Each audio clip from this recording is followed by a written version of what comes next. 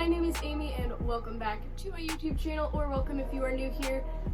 This week I am a little bit late posting a video, so I'm sorry about that. I did have footage of a video that I was planning on making, and I did the stuff that I was gonna do in the video, but I didn't film enough, so I had the footage and I tried to edit it, but it just wasn't enough. It was like a 2-minute video. It just wasn't very good, so I'm not gonna post it. I deleted it. Here we are, new video. Also, my hair did go from blue to pink within the span of the last 2 videos. I did not film any of it, so sorry for that. But yeah, we're just gonna pretend like nothing really changed. And yeah, I did dye it, and that's all that we're gonna talk about it. Okay, bye.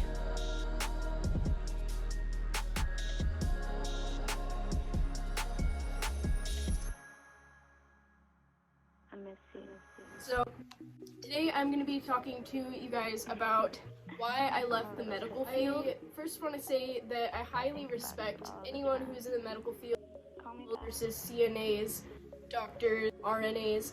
It's a lot of mental and physical work, and you gotta be smart. Like, you can't just hop up in there like not knowing your shit. And there is a certain level of education that you have to acquire before being able to have a job like that. Yeah, let's start at the beginning. So when I graduated high school, I didn't really have a plan for what I was gonna do. On my 18th birthday, I was kicked out for smoking pot when I was in high school. I was homeless for about 4 days, 3 nights, 4 days, whatever. But I was homeless for a little bit, and I was sleeping in a train car. Then I ended up moving in with this dude that was selling drugs and wanted me to pay rent with my body, and I was not okay with that. I ended up moving in with an ex-boyfriend. When I was living with him and his parents, I needed to get a job. So the first thing that I started looking into was, what can I do that I can be able to move anywhere and be able to have this job and be able to get hired somewhere. What I ended up doing was going to school for CNA, and CNA is Certified Nursing Assistant. It's people who take care of the elderly when they're in rehabilitation, when they're in elderly homes but they need a little extra care. A lot of CNAs will often do in-home care, so they're going and checking up on people and helping them shower and helping make sure that they've gotten their medication and taking care of themselves. Honestly, CNAs respect them so much, because it's not as much of a educated job as a doctor or a nurse, but it is so much work. And what I mean by that is, when I did my schooling for CNA, it wasn't the hardest thing. I graduated high school. I got kicked out about 3 months before I graduated, so I had to figure out how to stay in town and finish my high school and get my diploma, or I wasn't going to be able to get a good job. I figured out how to stay in town, and I was like barely making it by. Graduated and started up CNA school. School was a little easy for me. I did fairly well on just about everything. What started the problems for me was when we finished our schooling, we all got, there was about 5 other people in my class, we all got our certification for temporary on-the-floor training, which meant that we would be working full-time with the other CNAs as assistants to them, and then slowly be taking over so that we're learning what we need to do for when we're on the floor full-time with our actual certification after the state testing. My first day on the floor, I was working at a rehabilitation center that was for elderly and disabled people who came out of the hospital and were in between when they should be going home and when they needed to be in urgent care or in a hospital.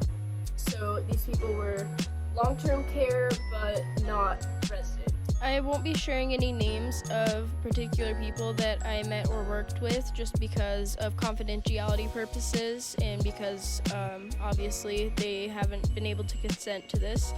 But yeah, there was a lot of residents that were super nice and lots of different ability people. Some people were completely able to do most things, but their mind wasn't quite there. There was a woman who could not communicate with the English language. She would speak with saying things like beep, boop, bop, and that was a pretty crazy thing. But there was also people that could not function at all and could not move, period. We had a quadriplegic that I was supposed to be changing the diaper of, and I went in and started my job. You knock on the door and you're like, "Hey, my name's Amy, I'm gonna be your CNA for today. I'm gonna go over and wash my hands. How are you doing?" And you wash your hands and you go through the steps that you're supposed to do, and I got to the part where I was changing this man's diaper, and I had my mask on, I had my gloves on, I was completely protected, but my stomach flipped, and I was like, oh no, I cannot do this, I'm gonna throw up. The smell was just so bad, and I ran out of the room.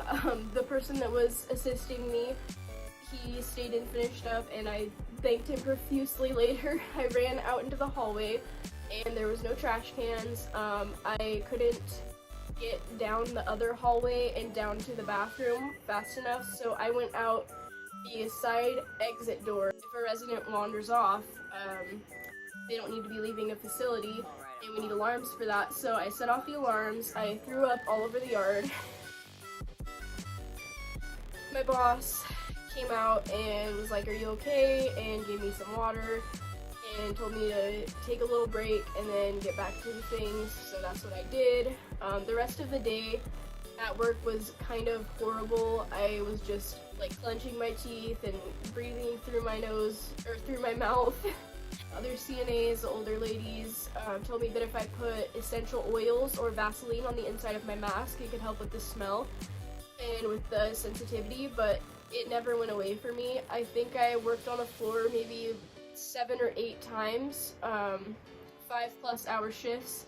My first 12-hour shift, I threw up, I think, 4 times before I was like, I need to go home. I don't know if I'm gonna be coming back.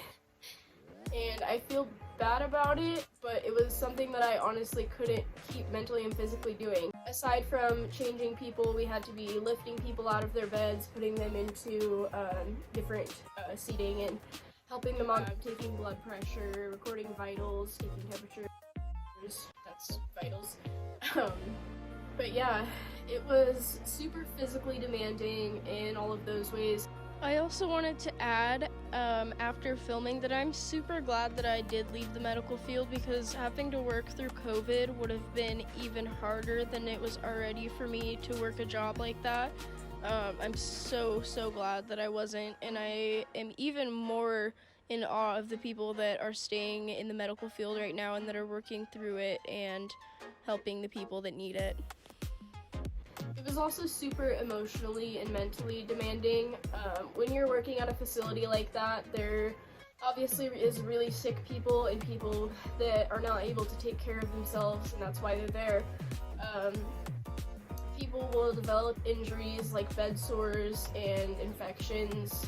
It's really upsetting when someone that you get attached to because you're taking care of them almost like a child passes, and you have to keep going up there and working, and you have to have a new resident in their old room. It's really hard, and the mental and emotional weight of a facility like the one that I was working at, it's so heavy. It's like, I don't know, I've never been into a funeral home, but like I imagine that's what it's like, just like the weight of death in the air all over the place, and everyone is just that little thought in the back of their mind, like, is this person gonna be okay throughout the night? Like, it was just a lot for me, and I wasn't mentally fit to handle it. I had a lot going on with my home life and my emotional stuff, and yeah, I had just finished being homeless, and I was still really figuring things out for myself. But I ended up not going back to work, ended up finding a different job. So yeah, that is the story of why I left the medical field. It might not be the most super interesting, but I thought that it would be something fun to make a video about that I knew I could talk on a little bit. Give the video a thumbs up if you enjoyed it, and please like and subscribe. Joji says hi. Yeah, that is all I have for you guys today. Drink water, rest up, take care of yourself. Never feel too bad for stopping doing something that you really did put your best effort into. Always take care of yourself. That's what needs to come first. Peace.